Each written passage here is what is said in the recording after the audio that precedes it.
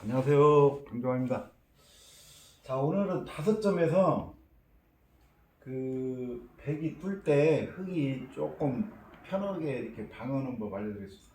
이제 날일자로 이렇게 뚫는 것은 그동안 다 많이 봤겠지만 뭐 이렇게 한 칸 뛰거나 이렇게 하거나 이렇게 붙여서 그냥 붙여서 이제 여기도 좋은 수인데 저는 일단은 빨리 배우려면 그냥 한 칸 당당하게 이렇게 한 칸 뛰어가지고 바둑을 뜨시면 됩니다.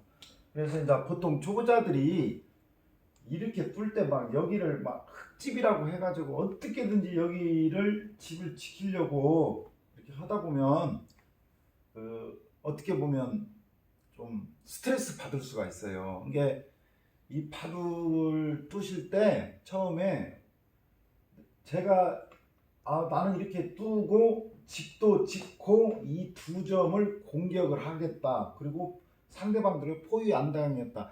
이 정도 생각하시면 됩니다. 근데 집을 이게 내 집이라고 저렇게 생각하시면 안 되고 가끔 우리가 인간들도 그잖아요. 살면서 이렇게 전세도 내주고 팔기도 하잖아요. 그러니까 이게 현재는 내 집같이 등기되어 있지만 상대가 뚜다 보면 이렇게 막 악착같이 쳐들어오려고 할 때가 있어요. 그러면 줘버리면 돼요.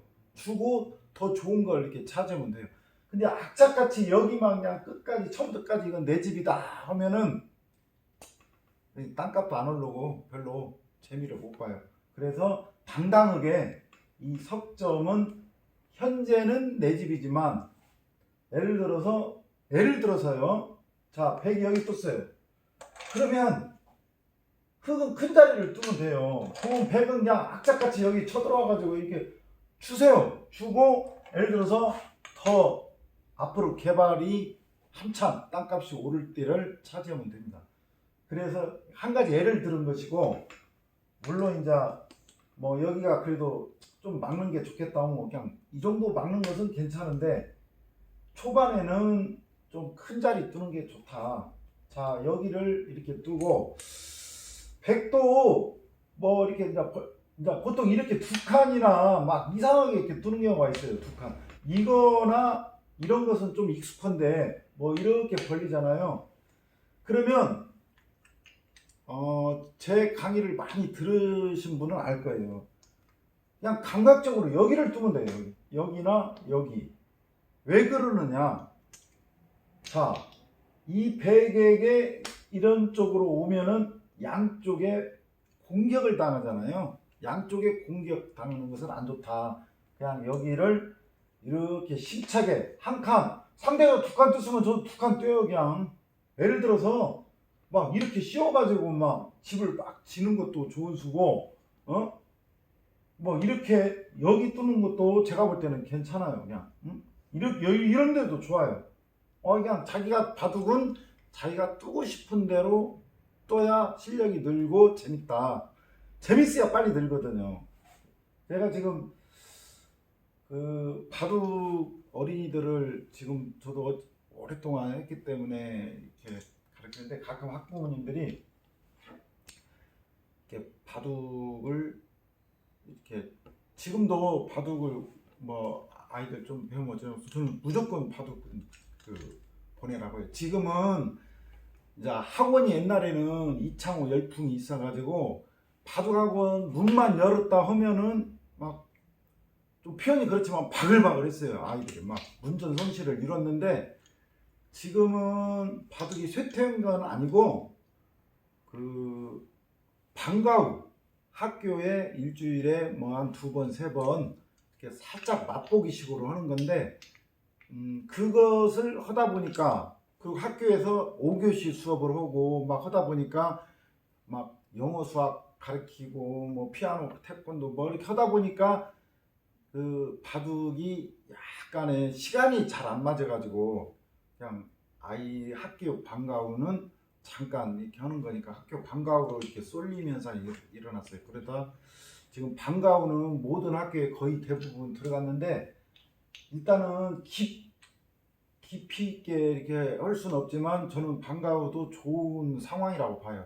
학교 가서 그냥 부담 없이 신나게 자기가 뜨고 싶으면 뜨고 그다음에 이제 그 중에서 정말로 특출난 아이들은 사실은 거기 방과후 선생이 이게 일반 학원 같은 데는 많지는 않지만 이렇게 좀 추천해서 얘는 좀 고속 성장할 수 있게끔 이렇게 하는 게 좋고, 근다고 해서 그 아이를 막 프로로 가르치라 그런 얘기는 아니고, 저는 그 창의력에는 바둑, 집중력 뭐 그런 거 바둑만큼 좋은 것이 없기 때문에 저는 초등학교 5학년 겨울 정도까지는 이렇게 바둑 보내면은 나중에 지금 당장 뭐 학교 공부에 이렇게 도움이 안 되려면 모르겠지만 제가 생각할 때는 수학적인 부분, 창의력적인 부분 조금 쑥스럽습니다만, 제 자식들도 바둑을 해서 그런지 수학을 굉장히 잘하고 저도 수학적인 어떤 그런 것은 좀 괜찮은 편이거든요. 그래서 바둑은 즐겁기도 하고 어떻게 보면 막 애들이 막 영어 수학보다 훨씬 재밌잖아요. 그래서 어렸을 때 바둑하고는 될 수 있으면 꼭 보내는 게 좋고, 그다음에 이제 가끔 프로 이렇게 그 직업으로 가는 그런 것은 신중해야 된다고 봐요. 왜냐면 아이가 좀 잘한다고 해서 그냥 프로 기사로 이렇게 했으면 좋겠다 이렇게 하는 것은 조금 위험한 것 같아요. 왜냐면 이쪽 세계가 너무 힘들고, 다만 그것을 충분히 학부모와 이 얘기를 해서 이 얘기 상의를 하고 아이가 이렇게 결정을 사실 하긴 힘드니까 아이에게도 충분히 대화를 해서 이렇게 하고, 그다음에 조금 어느 정도 좀 잘 준다고 해서 막 프로로 가면 안 되고, 그 대신 프로 기사가 아니더라도 나는 바둑으로서 계속 이렇게 하고 싶다. 근데 그게 정답일 수도 있고 정답이 아닌 경우도 있어요. 그걸 좀 자세히 분석을 해야 돼요. 왜 그러냐면 입장을 바꿔놓고 생각해 보세요. 우리 어른들이 10살로 돌아갔어요. 10살, 11살로. 지금 바둑이 너무 재밌어. 영어 수학하고 너무 재밌어. 그리고 막 대회 나가서 성적도 내. 그러니까 얼마나 그 재밌겠어요. 그 재밌다고 해서 그냥 무조건 너 뭐 프로 기사 해라, 바둑 공부하자 그렇게 하는 것은 나중에 뭐 중학교 올라가서 굉장히 이렇게 사춘기 때나 뭐 때 힘들 수가 있어요. 왜 그러냐면 내가 어렸을 때는 너무 재밌게 잘했는데 막 대한민국에 그냥 워낙 자기보다 뛰어난 사람도 많고 잘 되는 동생들도 치고 올라오고 막 그런 경우, 그리고 공부를 해도 막 어느 한계점에서 이제 안 느는 것 같고 그랬을 때 그 굉장히 좌절감도 많이 느끼고 그 방황을 하죠. 그러다 보면 갑자기 공부하라고 하면은 학교 공부하라고 하면은 무섭고, 제가 이런 경우를 너무나 많이 봐서. 근데 사실은 중학교 1, 2학년 때라든 그때도 억지로 막 저는 해서는 안 되고 아이하고 충분히 상담을 해서 분석을 정확히 부모님들 냉정히 해가지고, 그냥 부모님들은 자기 자식이 뜨거우고 또 도장 예를 들어서 뭐 거기 관계자는 이 아이는 좀만 더 오면은 잘할 수 있다 이런 식으로 해가지고 아기를 막 20살, 23살까지 이렇게 끌고 가는 것은